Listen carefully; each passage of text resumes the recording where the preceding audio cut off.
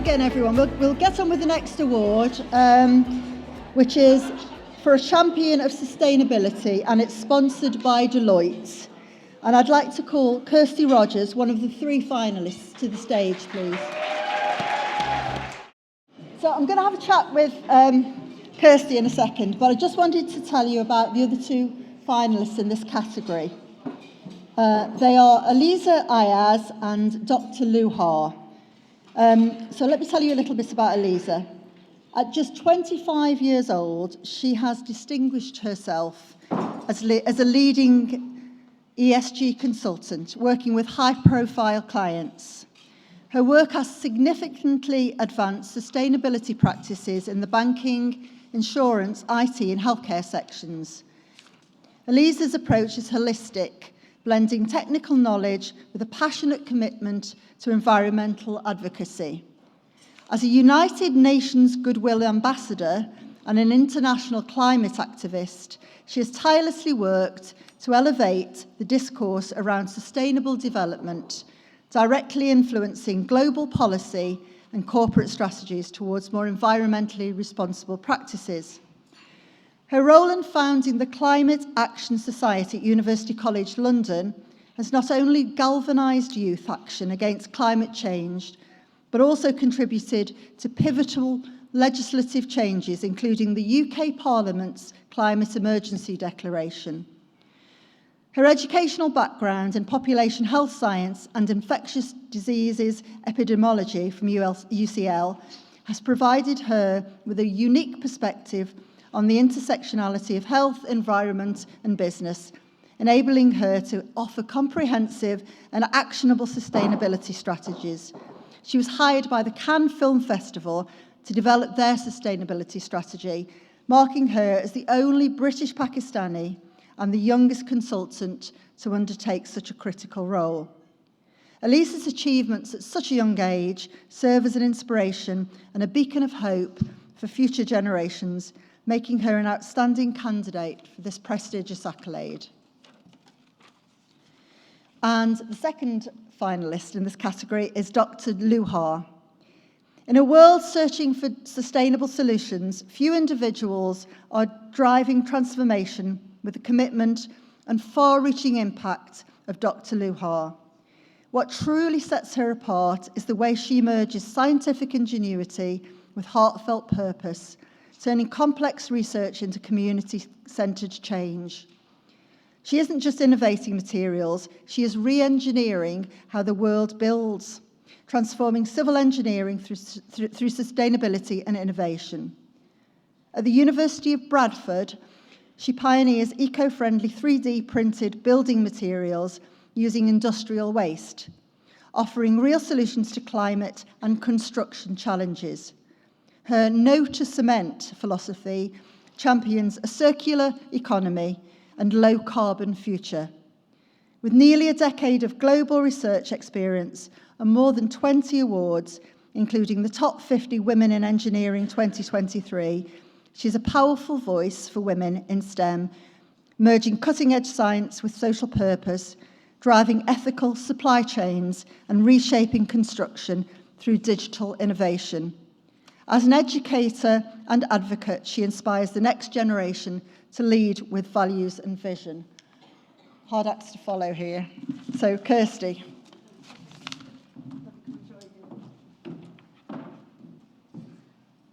Is this mic working? Yeah? So I'll tell you a little bit about Kirsty. Kirsty is the first Chief Global Sustainability Officer to have been appointed at the DWF Group, which has its head office in Manchester. Sustainability standards drive DWF's business model, strategy and decision-making, with the company taking the view that financial prosperity does not and must not come at the expense of the people or the planet. So, Kirsty, could you summarise what's in the world today, what's going on in the world today that's driven you to be so passionate about environmental issues? Well, I think having thought about it following our conversation this morning, it started a long time ago, and I was very privileged to live in Africa when I was very young, 6 months old, because my father was doing research into tsetse flies, sleeping sickness in cattle, biodiversity, nature, and the environment. We had to leave very quickly because of Idi Amin, and he had an offer of a job in South Africa to study the dung beetle, of all things, but he turned it down because of apartheid, and we ended up back in North Wales, actually, having done his PhD in Salford. We then went to North Wales, where he was in charge of the environment around the hydroelectric power scheme.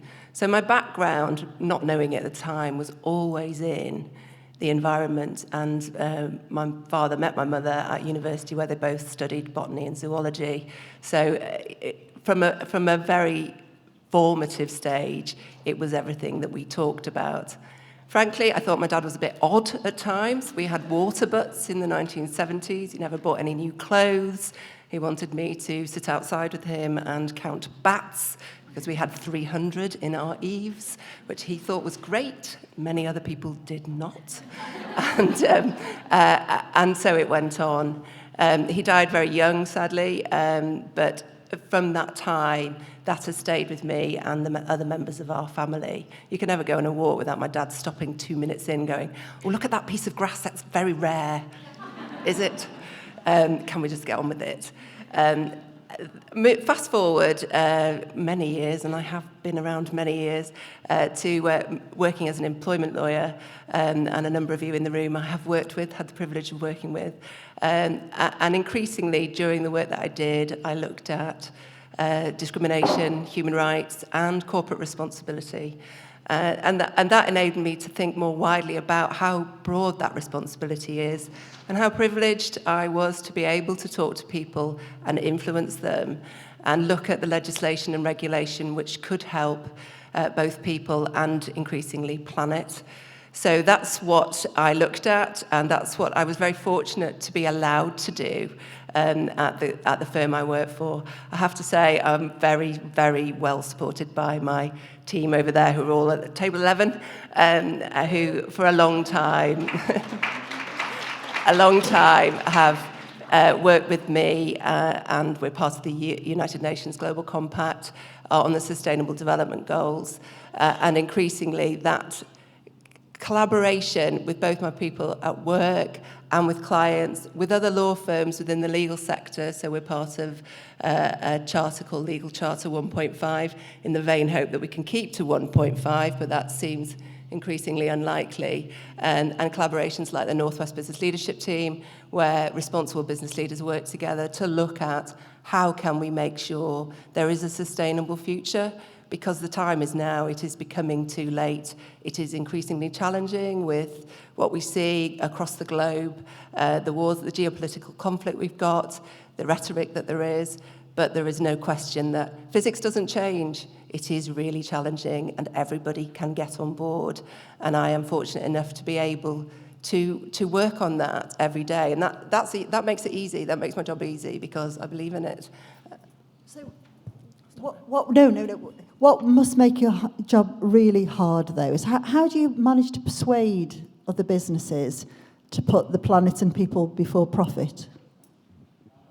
So my view is that actually, if you don't put the planet first, you will have no profit, because there is no growth in a dead planet. There is just none. And we already see the cost of that in many areas, because we're not doing enough. And that will only go one way. It doesn't matter what anybody says, you can't change physics. It is what it is. And even in this country, it's becoming unsustainable. And now we're talking about how we can not so much move to 1.5, but how we will be able to live in a hotter world. And coming from where I started, I look at the impact of what we have done to the global south and the world that they are living in. That is really our fault. It's our emissions that have caused that. So, it's really important to do that. It's challenging with the different opinions that you get in the workplace, with clients, on the television, in politics. So, but you have to meet people where they are and look at what drives them, and either through persuasion or collaboration or just evidence, that actually you'll make more money this way. And I'll use anything really, and you can make progress. And I think, although it won't be a straight line, but you'll go forward and back. And I have 2 young daughters who are 15 and 16. They're not always delightful, but they are looking into a world that's really challenging. And we have a mental health crisis, and I think it's partly because they hear a lot of negative news. And we have to do what we can. The time is now. We're far behind on the global goals, and people need to get on board. So.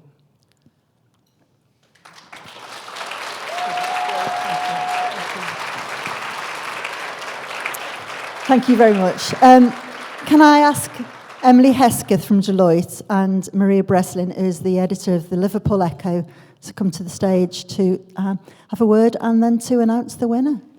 So I'm Maria Breslin. I'm editor of the Liverpool Echo. In fact, I'm the first woman editor in the title's 146-year history. I'm very proud of that fact. I don't think it would have happened without having a support mechanism of strong women, such as my colleague and dear friend Sarah there. And I try to give back now by mentoring for women in journalism and other organisations. I'm making my debut at these awards, and they are wonderful, so thank you very much for the invite. I feel really privileged and honoured to be here. I feel humbled, and I also feel a little bit like a fraud. The room is full of inspiring women, and we've already heard so many wonderful stories of people making a real difference across the globe, and essentially I get paid to do a job I really love. I've been a journalist for 30 years. I think we established that before, and it is fair to say the industry has changed beyond recognition during my time. When I was starting out, the internet was in its infancy. Mobile phones were the size of bricks, if anyone remembers, and pagers were the height of sophistication. I think what I would say that what hasn't changed in those years at titles like Liverpool Echo and also the Manchester Evening News is really our commitment to delivering the trusted news that our audience deserves and also expects. And I think despite the very many well-documented challenges in our industry, and I'm talking about the tech giants mainly, we still make a difference to people's lives every single day in our own way. I think from reporting on the Hillsborough disaster, which remains the most important story I've ever told, to sort of counteracting disinformation and misinformation during the dreadful murders of the 3 little girls in Southport and the violent disorder that followed, to helping raise more than £5 million in less than 30 days to save a baby hospice in Liverpool called Zoe's Place. I think it's fair to say that regional journalism is a force for the good. I'm proud to be part of it, and it's something worth fighting for. Thank you.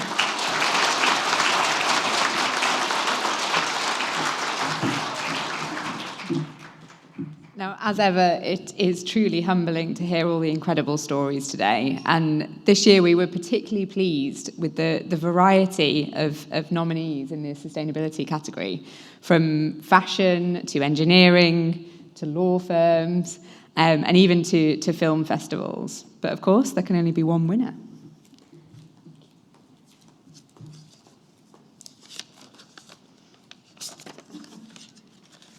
And of course, it's Kirsty.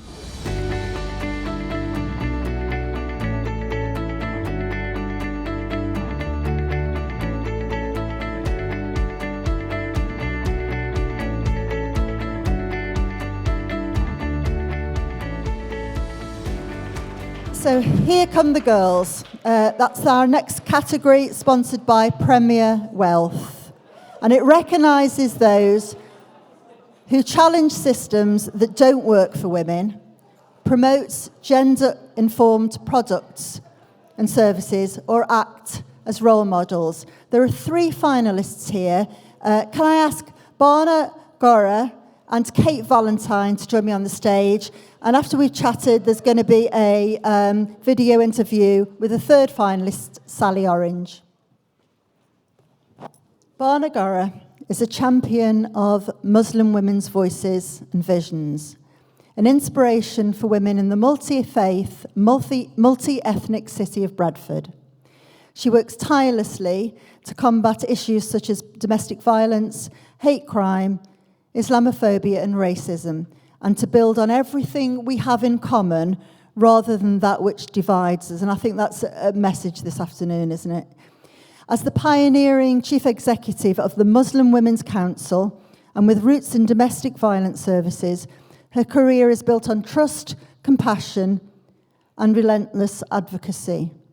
Barna leads initiatives including legal advice clinics, bereavement support, emotional helplines, the annual Daughters of Eve conference, and she did remind me in reception earlier, a weekly soup kitchen as well.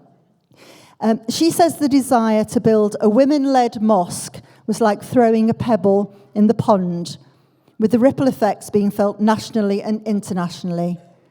But as a woman respected across faiths, her work is most definitely creating ripple effects nationally and internationally. Barna, can you articulate the type of challenges facing Muslim women in Britain today and the type of stories you hear from women, both nationally and kind of locally, that help you decide what kind of work you do? Thank you. Assalamu alaikum, and good afternoon to you all. I mean, the challenges are huge. Muslim women in particular face additional challenges, whether that be in education, whether that be in employment, which we call the triple penalty. So that's race, that's ethnicity, that's religion, compounded with other things that we have to unfortunately deal with when it comes to institutional glass ceilings. I myself have been a victim of that, so I can speak from experience. As a child, growing up in Bradford, which now is, I think over a quarter of the population is from a BAME background. I used to feel really frustrated when it came to representation in the media. We'd put the TV on, open the newspapers, magazines, and I used to complain to my father, saying, but where are the articulate women? Why are we not seeing more Muslim women coming forward? So fast forward, 2009, I thought, okay, it's not happening. Just get on with it. You can either be an armchair critic or get up and do something yourself. So we decided to start a movement rather than a charity, which then went from strength to strength. And now we're in a position where we've just secured a building to open the first multi-faith prayer space in the UK, governed by women from the UK. So that will be a first of its kind. And that was recently acknowledged as well by the Congregation of Sisters of St. Joseph of Peace in America. So I actually received the International Peace Prize. And again, I was the first Muslim woman to receive that Peace Prize in America. And for Bradford, a city like Bradford, that was a huge accolade. The kind of issues that we deal with on a day-to-day basis can be anything, from a woman who's got language barriers, who's got educational barriers, systematic barriers. The barriers are there, but what we try and ensure is a culture of not pulling the ladder down, actually leaving that ladder up and letting women climb up that ladder. And unfortunately, we see it time and time again. Women get to the top and it's like, right, that's my place now. I'm secure, forget everybody else. And I urge you all to actually think about your own organizations, your own practices, your own businesses. Are you doing that? Are you actually holding that ladder up for other women to climb up that ladder? Thank you. I know you're involved in lots and lots of projects. Just tell us about a few of them. Well, there's two projects that are very dear to my heart, and I mentioned to yourself the soup kitchen. So the soup kitchen started in about, my maths is bad, about 12 years ago. And this is when we witnessed people in the 21st century looking in the bins outside our office for food. And we saw an elderly man grab an empty can and try and pour the remnants in his mouth. And it was heartbreaking looking at this.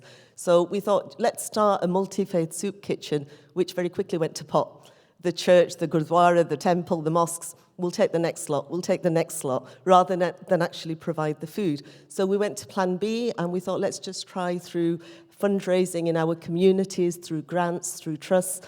And we're really proud to say that last year we actually distributed over 100,000 meals to people in need because we do have a huge epidemic of food poverty going on at the moment. And the other project is the Women's Building, which incorporates the prayer space. So for me, that's a personal kind of mission. This has to happen. So it took some time getting the money secured, and I was adamant that I would not do public fundraising, putting, with a bucket or a bowl, asking people. So I persevered with trusts and foundations, and a big shout out to the Tudor Trust, who took a big gamble and actually helped me secure the building. So now I've got this amazing building, amazing car park, but I have to raise $500,000 by the end of this year to actually get the extension built. So if anybody's got a checkbook here, I'm sat on table number 16 at the back, and I look forward to speaking to you.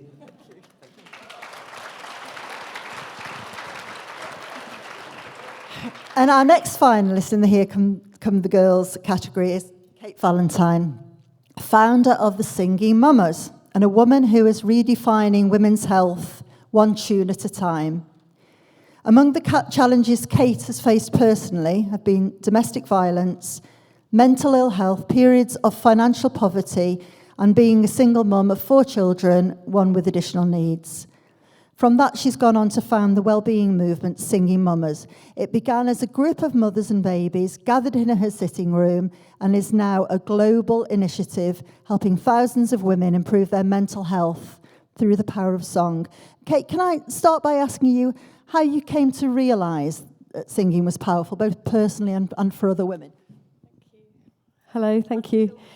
First of all, wow, oh my God, to share a stage, wow, so amazing, thank you. And the question was, how did I realise singing was powerful? From being 11 years old and not passing the choir audition. Did anyone get that? That was me. Go back to the classroom, Kate, you're not in the choir. To being a nurse in intensive care and A&E, that's my identity, yeah. And then very accidentally, I'm in my living room with a bunch of mums looking at me. It's a story for another time, but I was set up. Definitely nurse, not a singer. Anyone here a singer? Hands in the air? Singers? One. It's the usual situation, and I was that one as well. I was like, no, I'm not a singer. But there I was challenged with these mums looking at me. It was a setup. Turns out I dared to do it. I enjoyed it, they enjoyed it. And in this period of single mum, battling my own mental health, being a nurse, wondering how the hell I'm going to recover from my night shifts, and my trauma from my early years, turns out this singing group that I was like, yeah, come back to my house next week, let's do it again. I'll figure out how to do it. Turns out it was my recovery, totally, of my ground, getting into my voice, my mental health recovery, my trauma recovery. And these mums, after, 5 or 6 years of doing this, I got over myself and realized this is not about me as a singer. This is not about performing. This is about getting into a room of women and having a sing. And it feels amazing. And supporting each other. And this community builds. So when I saw over a few years, mums telling me time after time after time after time, this is a lifeline. This is like the thing I live for each week. I've begun to look at the research, the data. As a nurse, you've got to look at the evidence, right? Okay, what's going on for mums? Mums are not okay. I don't know if any of you have struggled as a mum, but it's fucking hard, isn't it? It's hard. And we're meant to keep faith. Anyway, it turns out that singing together once a week, not for performance, but just singing, breathing, sounding, being in this space of harmony, kids love it, mums love it, communities build, and mental health recovery or prevention. So that's probably a long answer for why. But after a few years, I realized I had to scale up. Nurses in uniforms like me needed to recommend this. So that's when I set out to get it prescribed on the NHS. So how did you go from sitting with a group of mums and babies in your sitting room to being now a global initiative? And just tell us a little bit about what that global initiative involves. Thank you. Yeah, like my friend here, it's a movement. Yeah, I realised one night in intensive care, this has got to be on the NHS, it's got to be prescribed. I've got to, like, every new and expectant mum needs to get this as normal. Big problem, room full of people, I can't sing, I'm not a singer. That's the big problem. It's like, how do we get back to singing? Because singing's normal, it's everyone's thing. But something's happened and it's suddenly like, you're either a performance singer like Mariah Carey or you're not a singer. And turns out it's not true. Singing, the evidence is there. It's something that really improves perinatal outcomes, massively more than pills, massively more than therapy, and plenty of other health scenarios too. So I realised one night in this intensive care, I can't do it on my own, can't set up all the groups, I need to, and this was the best review I've had, I think, was like a couple of weeks ago. Someone wrote this little review and said, yeah, I'm really into Buffy the Vampire Slayer. I've never seen it, but apparently in season 7, Buffy's like, I need an army of slayers to like do the work. I've never seen it, so I can't really relate. But this review was like, Kate reminds me of her. She created this army of leaders that can do this. And I'm not a choir leader. I've never done musical training, nothing. But I can get women singing. I can do it. So I've shared my method. I've trained women. That's what I do. It's a leadership program. It's a grassroots empowering women in community to share songs with women that need it in their community. So they all look different, the group in Manchester look different to the group in Sussex, to the group in Toronto, to the group in New Zealand, but we're sharing one big movement, and we share this, we change culture together, and we're bringing singing back. That's what we're doing. But it's a big job, but it is all good. And the other piece of work I have is to train health professionals. So I go in, because I speak the language of nurses and doctors, and I give them singing as well. Have singing for you. So I go in, big groups like this. How many people are a singer? Yes? No? Mostly no. I'm like, okay, give me 10 minutes, you'll be a singer. So I do that in the NHS, and then they're like, okay. Then they start funding, prescribing. We need this services. We've got long waiting lists of people with mental health problems. We need this in our area. So my job's easy now. All I need is money. So that checkbook, I'm on table 17. We need some money. We'll negotiate. Well, there's plenty of money to go around. We just need to, fair. How many women across the globe do you think are now singing mamas? And what is the best song to sing with your children? And do you think you could give us a tune? Well, I thought you'd never ask. How many women, my beautiful ops director, Gilly, is at the back there. How many women, Gilly? What do you reckon? Tens of thousands, yeah. Hundreds of leaders. And the best song, I've got a pocket full of songs. They're short songs. We don't use music. We don't use sheet music or dots or notes. We just use our voices and our ears. But I don't sing on my own as a performer. I sing with other people. And I take the risk, and I think, would they? Could they? I think they could. So I'm going to drop the mic for a second. Can you hear me? Yes. Okay, I can hear you, which is perfect. Can you do this?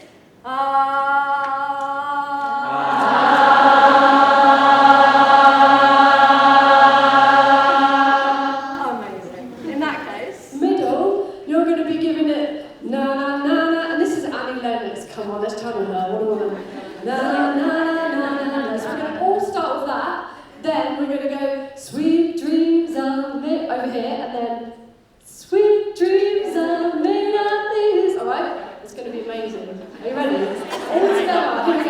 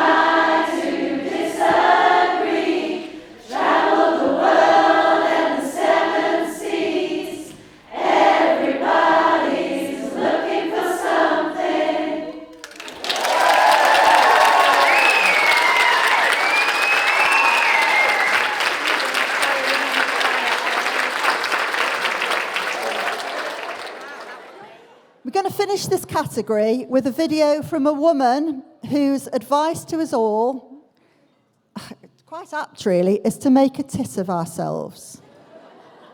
You'll hear why in a minute. Sally Orange is a record-breaking endurance athlete and former army physiotherapist. After battling depression and anxiety during 22 years of military service, her medical retirement became a catalyst for change. Since then, she's completed approaching 90 marathons across every continent, dressed as fruit. I'll leave it to her to explain. Her efforts have raised nearly £1 million for multiple charities, and with courage, humour, and relentless energy, Sally is reshaping how we talk about mental health. Here's why, ladies, we should all be more Sally and not be afraid of making a tit of ourselves. So my name is Sally Orange, and that's why I'm dressed as an orange. And that really is my name. I grew up with that name. And I served for 22 years in the Royal Army Medical Corps as a physiotherapist. But probably what I'm known more for now is that I'm the only person in the world that's ran a marathon on every continent dressed as a different piece of fruit.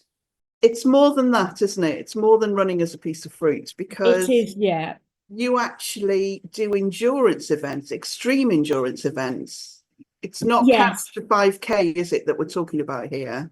No, I've actually ran 86 marathons now. I've also swam the Channel, cycled across New Zealand, cycled the length of New Zealand and across America, and usually dressed as fruit. And the reason why, you might ask, is because it makes people smile. It's always lovely to make people smile. But then they actually ask the question, why? Why are you dressed as an apple, orange, or banana? And I say that I want to change the conversation and break the stigma associated with poor mental health. And more often than not, that means that somebody will say that perhaps they've had a problem, or someone they know has had a problem. And so it's a really subtle way of starting conversations in a bright and fun way about a really quite serious topic. And you mentioned that you were in the Royal Army Medical Corps for 22 years. How did you find the strength to turn personal loss, i.e. being medically discharged for your own mental health, into a national platform? Yeah, I unfortunately was medically discharged. My mental health took a really bad turn for the worse, and I got to the point where I wanted to take my life. I didn't leave the house for 2 months. I didn't speak on the phone for 2 years. And so it was then decided that the army wasn't the right place for me. But I was very fortunate that I had the opportunity to get selected to represent Great Britain at the Invictus Games. And by having a goal to aim for, and sport particularly, I'd say at that point it was more movement rather than sport, because it started off just by walking to the end of the garden. It didn't start off by just running a marathon. But it kind of gave me a realization that if this was helping my mental health, that it could potentially, hopefully, inspire others to help with their mental health. And that's why I then took on, it sort of grew from there, and, got to, different endurance events, and wanting to, make sure that other people didn't get to the point that I got to. So by talking about the struggles that I've had with my mental health, I hoped that it would mean that other people would get help before they got to the point where I did when they wanted to if they want to take their life. And we are sad that you're not with us today. Obviously, we've pre-recorded this. And I suspect you have a bit of a costume, not change, but to explain the two reasons why you're not here with us celebrating. Yeah, and I'm really sorry I can't be there. This is exactly what I would have worn had I have been there. I have been to Buckingham Palace dressed like this in the past. But unfortunately, 3 weeks ago, I found out that I've actually got breast cancer. So I wanted to make the best of the situation. And it was the London Marathon a few days ago, 4 days ago. And I was going to be doing it as a lettuce, because I'm now wanting to do every marathon, every continent dressed as a vegetable. And I was going to have a sign saying, let us talk about mental health.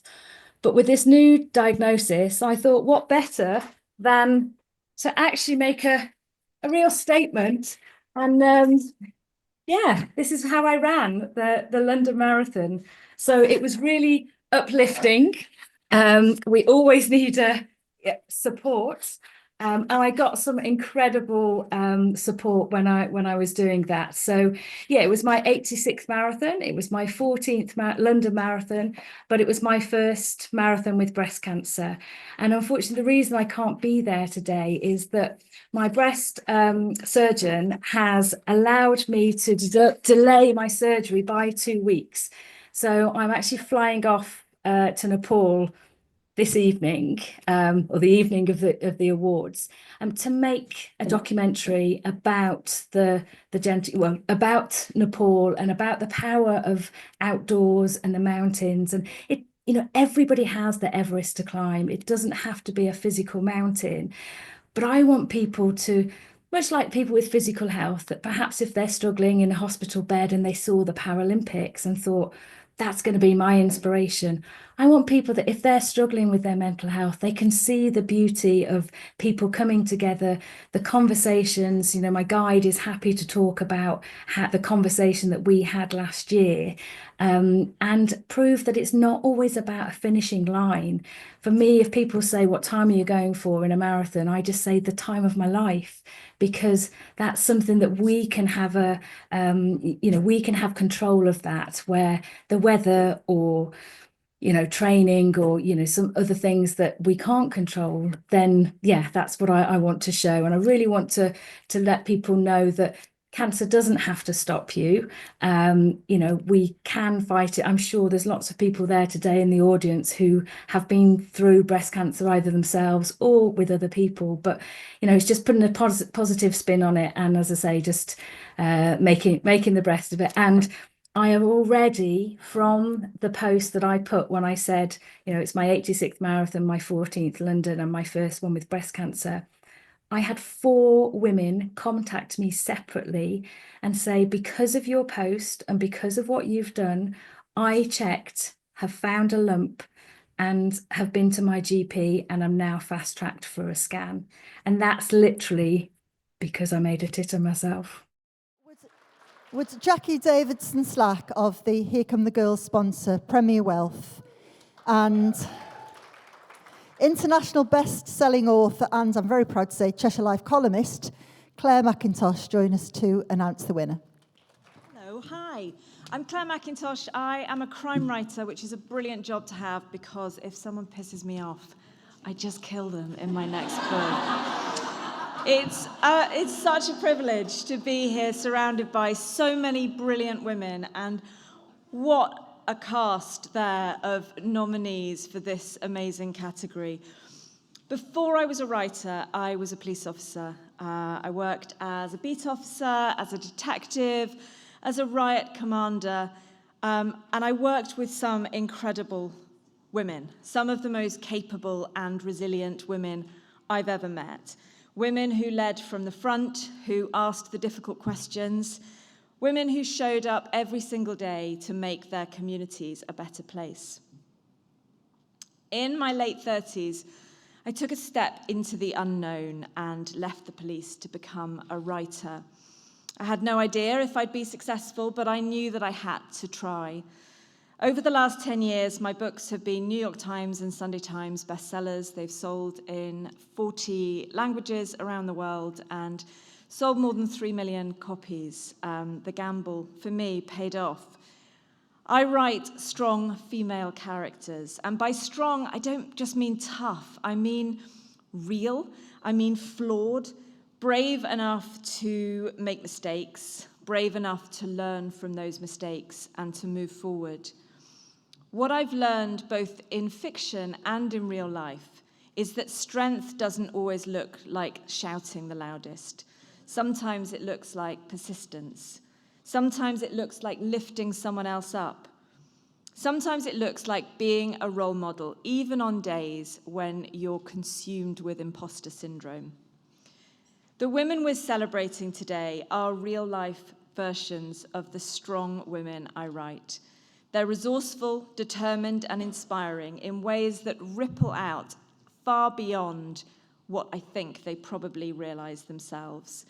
The Here Come the Girls category recognises women who are changing the game, supporting and shaping the next generation of women. All three nominees today have serious main character energy. Let's find out who our heroine is.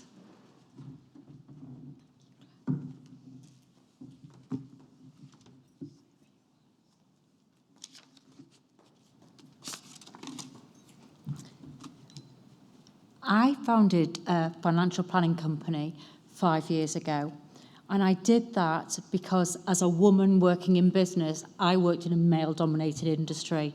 I'm supported by my family. I've got 2 daughters and 3 granddaughters, so we're all girls. So we couldn't be any happier than supporting this particular award today. All 3 of you are absolutely fabulous and deserve awards. The winner is Banner.